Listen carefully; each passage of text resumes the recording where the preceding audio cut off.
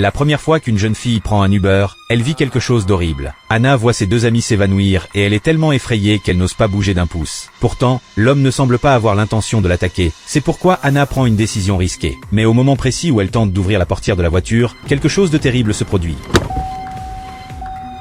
Le bruit attire instantanément l'attention de l'homme, qui lève sur elle un regard féroce, enfile aussitôt un masque, et Anna s'évanouit à son tour. Quand elle reprend conscience, elle se retrouve prisonnière dans une cave. Elle ne comprend pas ce qui lui est arrivé ni pourquoi elle est enfermée là. À ce moment-là, la porte de la cave s'ouvre lentement. L'homme entre en portant une chaise, sort un chiffon de sa poche et se met à frotter le siège avec soin, signe qu'il est vraisemblablement atteint d'une manie obsessionnelle de propreté. Enfin, il s'assied avec gravité et promène son regard sur elles, comme si elles étaient son trophée, ce qui les rend encore plus angoissées. La jeune fille aux cheveux noirs, maîtrisant sa peur, tente de tirer sa jupe courte pour couvrir ses cuisses, mais ce geste semble éveiller l'intérêt de l'homme. Quelques instants plus tard, celui-ci se lève brusquement et tente de l'emmener de force. Elle se débat désespérément pour échapper à son emprise. Pee on yourself. Pee on yourself.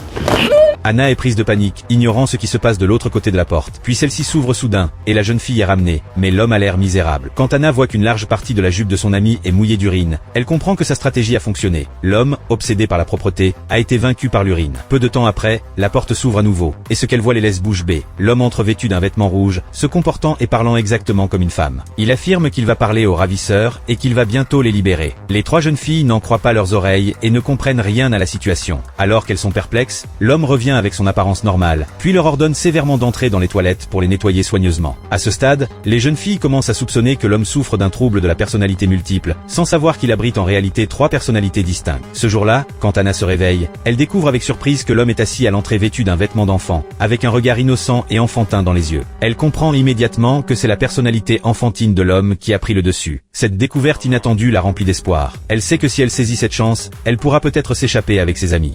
Elle appelle donc rapidement l'homme à elle et tente de lui demander de l'aider à s'enfuir. Mais l'homme est submergé de panique et s'enfuit aussitôt sans se retourner. Même si le plan d'Anna échoue, elle apprend une information cruciale. La cave est neuve et pas encore finie, ce qui signifie qu'elle présente forcément des failles, une lueur d'espoir pour leur évasion. Profitant du départ de l'homme, elle frappe par tous les murs pour chercher un point faible. Peu de temps après, la jeune fille aux cheveux blonds remarque que le plafond semble anormal et cache peut-être un passage vers l'extérieur. Sans hésiter, elle saisit son talon haut et frappe énergiquement le plafond. Rapidement, une gaine de ventilation apparaît. Mais à ce moment crucial, l'homme, attiré par le bruit, revient précipitamment. Anna se jette immédiatement contre la porte pour la bloquer, mais l'homme pousse de toutes ses forces. Au paroxysme du danger, la jeune fille aux cheveux blonds parvient enfin à retirer la grille métallique de la gaine. Alors que la porte est sur le point de céder, elle saute et pénètre à l'intérieur du conduit. Soudain, l'homme se calme. Au moment même où elle avance péniblement dans la gaine, une force puissante fait voler la porte. C'est la personnalité sombre qui a repris le contrôle du corps de l'homme, bien plus forte que la personnalité enfantine. Peu de temps après, la jeune fille aux cheveux blonds trouve la sortie de la gaine et saute sans hésiter. Mais elle découvre avec stupeur que ce passage ne contient que des conduits entassés et aucune issue vers l'extérieur. Contrainte, elle court désespérément jusqu'au bout du conduit, sans trouver la moindre sortie. Elle aperçoit alors une rangée de placards en tôle et se cache immédiatement à l'intérieur, terrifiée, n'osant pas faire le moindre bruit. Mais quelques instants plus tard, l'horreur se renouvelle. Menacée par l'homme, elle n'ose plus se cacher et ouvre lentement la porte du placard, avant d'être enfermée seule dans une pièce obscure. Anna croit que sa vie sera ainsi condamnée à jamais, mais le destin leur offre une nouvelle chance. Ce jour-là, quand elle se réveille, elle voit que l'homme a repris son apparence féminine et séduisante. Il lui coiffe les cheveux et met des fleurs dans les cheveux de toutes les jeunes filles. Ensuite, il les emmène dans la cuisine pour manger et leur prépare lui-même des sandwichs. C'est alors que la jeune fille aux cheveux noirs remarque que l'homme est absorbé par la musique. Elle saisit alors discrètement une chaise, s'approche lentement de lui par derrière, se préparant à lui asséner un coup fatal.